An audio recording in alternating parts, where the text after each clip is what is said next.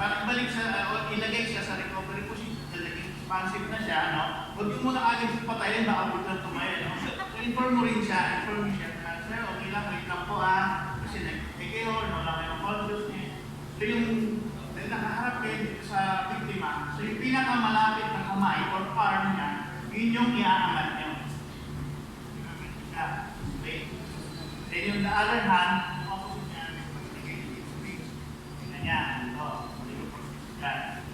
Then, rinos na ng arm, yung legs na katapat niya, hilain niyo, iaangat. Relax.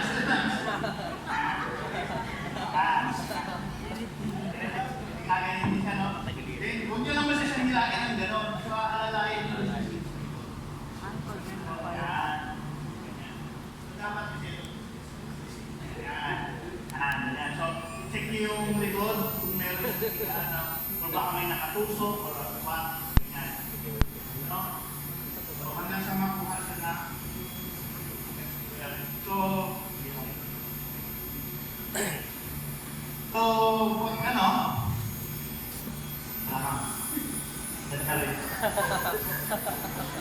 yan din yun, isa rin yung sumasakit pag nag-compression kayo, no? Pag nag-rocket, kung masakit po talaga sa balakang yun. Kailangan mas proper yung position. And dahil sa hindi mo siya araw-araw ginagawa, masakit siya, nakakapagod. No? So, hanggang maaari, pag-ibig